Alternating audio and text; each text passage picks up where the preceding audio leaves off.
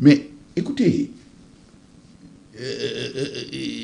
le privé a besoin d'être financé. Oui, soutenu.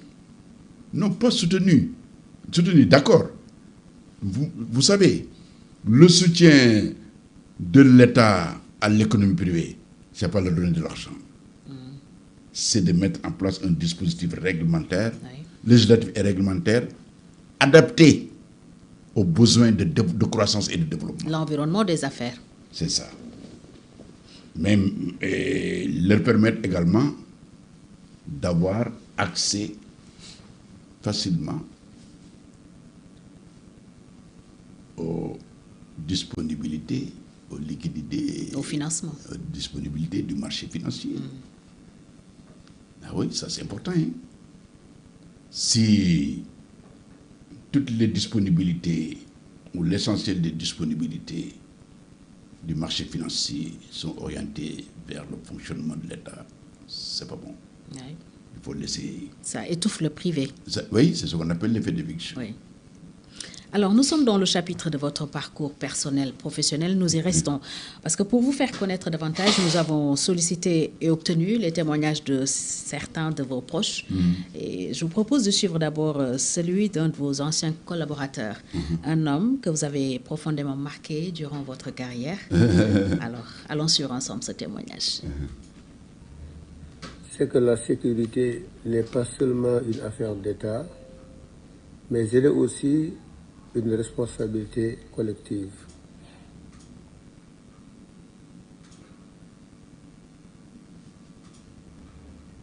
Monsieur Ngouda Fall Kane est à la base un inspecteur principal du Trésor de classe exceptionnelle, un éminent économiste que personnellement j'ai eu l'avantage de rencontrer et de côtoyer dès mes premiers pas dans l'administration sénégalaise.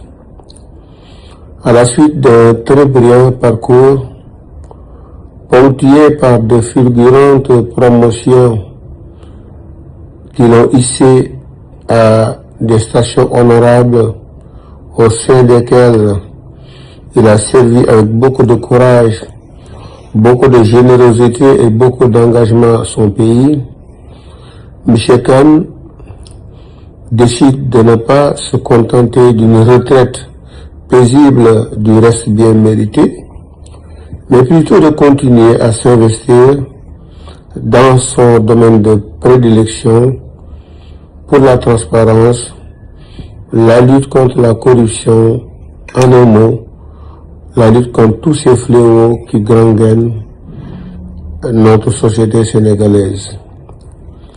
La lutte contre la criminalité organisée exige bien évidemment plus que des lois et des institutions.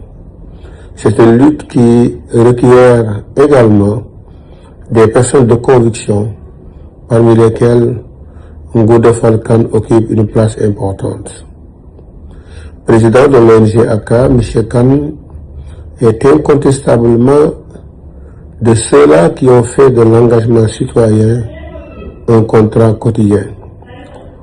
Depuis plusieurs années, il œuvre inlassablement, avec beaucoup de constance, beaucoup de courage et de rigueur pour la prévention, la dénonciation et la compréhension des mécanismes de la criminalité organisée sous toutes ses formes. Son action se distingue par une approche lucide et responsable, parce que à le voir évoluer au quotidien, M. Ngouda Kane arrive à sensibiliser sans dramatiser, à dénoncer sans stigmatiser, mais également à agir sans relâche. À travers l'ONG ACA, M. Kane a su fédérer des acteurs de la société civile, interpeller les décideurs publics, mais surtout redonner une voix aux citoyens souvent laissés en marge de ces enjeux majeurs.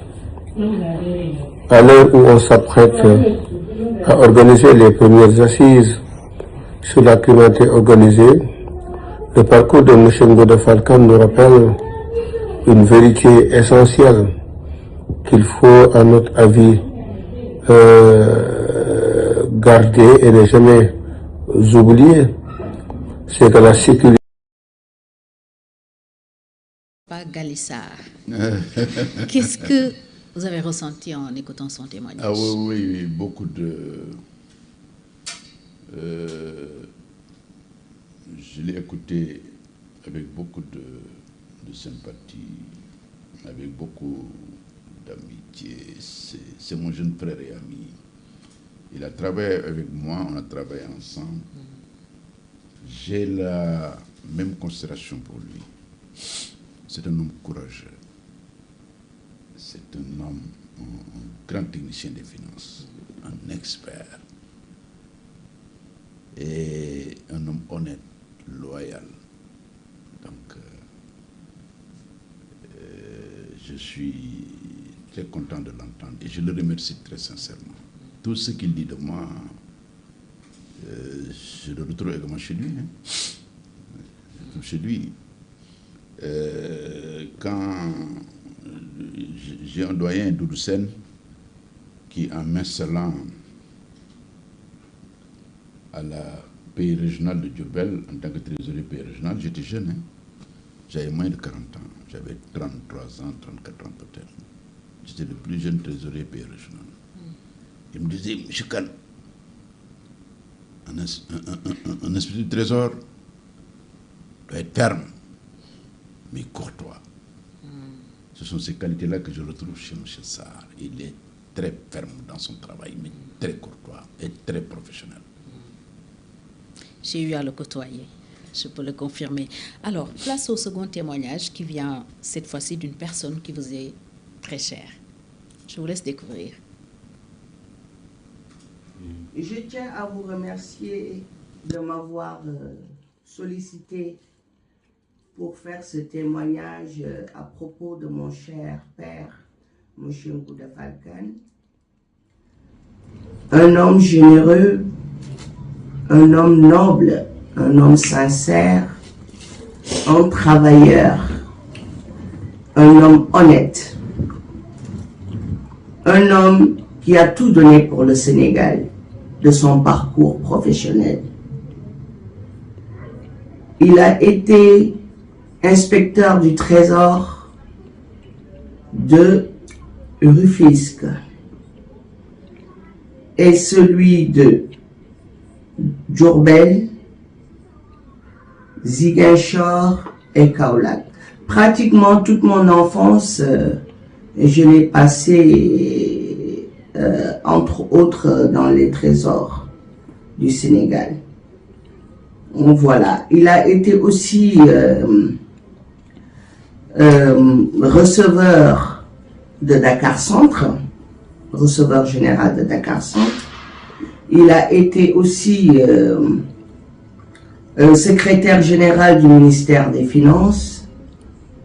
Il a été aussi payeur général et receveur général du Sénégal.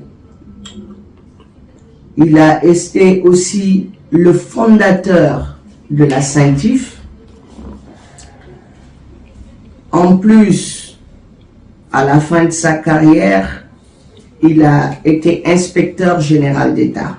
Aujourd'hui, il est le président d'une ONG nommée ACA, qui est internationalement connue.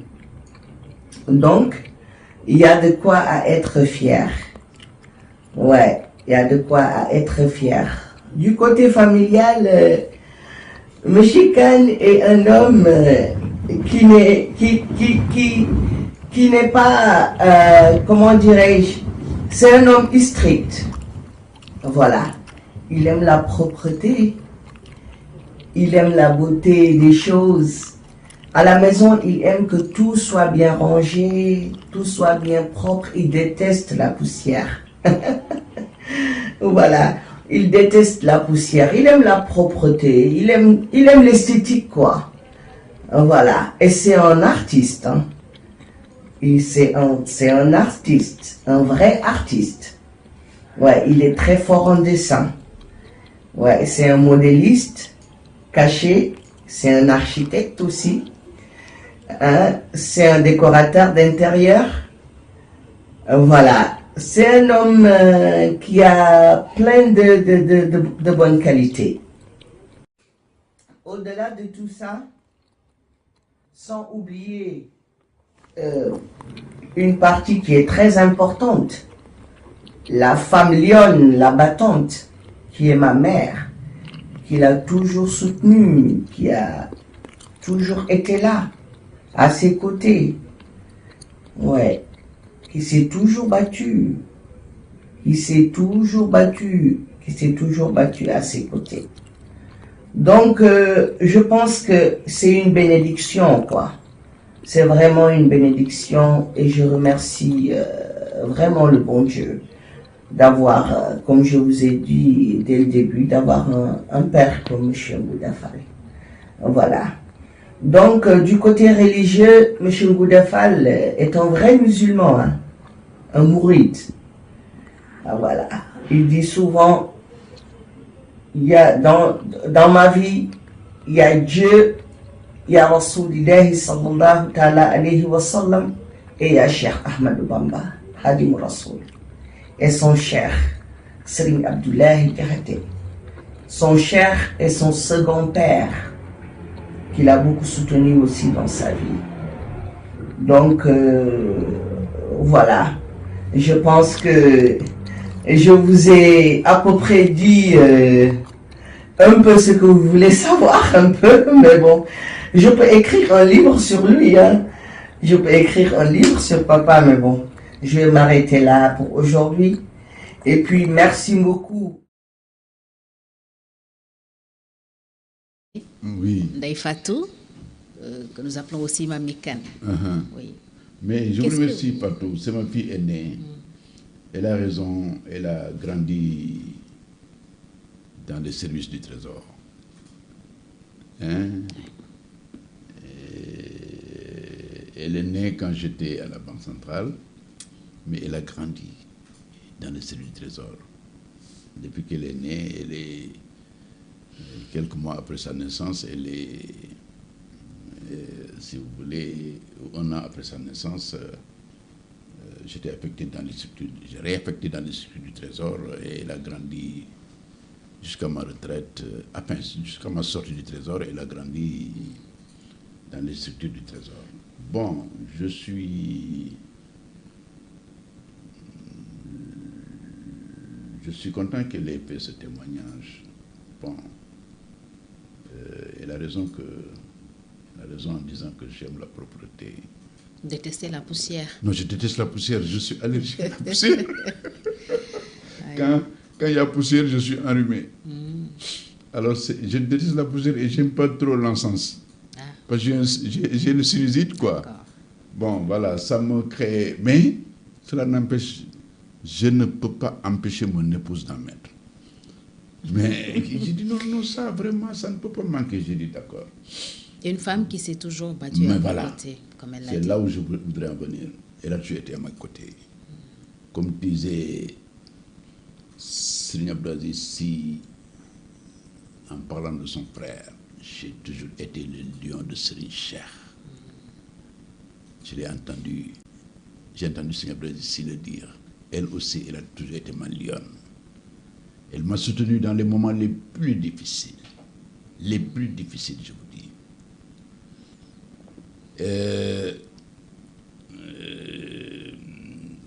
Elle n'a jamais flanché. Elle ne m'a jamais laissé tomber jusqu'à ce jour. Hein? Jusqu'à maintenant, c'est elle qui s'occupe de ce que je mange et ce que je porte. La seule fois qu'il m'est arrivé de faire quelque chose à son insu, c'est quand j'ai démissionné de l'administration. Vous savez que j'ai démissionné de l'administration? Ah oui, en 2011. J'étais dégoûté. Par quoi? Hein, je ne peux pas rentrer dans ces détails. J'ai donné ma démission au ministre de l'économie et des finances, qui était mon ami, hein, Abdoulaye. Diop. Il y avait quelque chose qui nous opposait, mais pas sur le plan humain, c'est sur le plan des principes. Ablaye est mon ami, il va le demeurer éternellement. Mais on avait des divergences de principe. Et je ne reconnaissais plus cette administration. Mais le président Wade n'a pas voulu que je parte. C'est en ce moment qu'il a instruit Madame Ngom, Nafissatou Ngom. Nafi Ngom, que je remercie au passage, pour mon accession à l'inspection générale d'État. Je crois avoir servi aussi l'inspection générale d'État avec beaucoup de loyauté. Et j'ai donné ce que je pouvais donner à ce corps-là. Donc, voilà, je la remercie beaucoup. À mon retour, je vais lui faire un petit bisou pour lui dire que... Et pourquoi vous ne l'aviez pas informé de votre démission de l'administration? Non, parce qu'elle allait s'y opposer. Elle allait s'y opposer. Mais quand elle m'a vu sortir, elle a vu que j'étais dans tous mes états. J'étais dans tous mes états. Parce que c'était ce qui arrivait était inimaginable. Inimaginable. Parce que j'avais raison sur toute la ligne. Et les gens voulaient me marcher dessus, me piétiner. Comment dire encore voulaient me... Bon, je ne sais pas. Ils voulaient me détruire à la limite. À ce point. Ils voulaient... ils m'avaient frustré dans mon orgueil. Ils voulaient m'humilier. Ils voulaient m'humilier. C'était encore des collaborateurs? Mais c'était les hautes autorités. Ils voulaient m'humilier. J'ai refusé. J'ai démissionné. Haute autorité, c'est... Les hautes autorités de l'administration financière, je dis. Ouais, ça, bon, c'est également un point noir dans ma carrière, parce que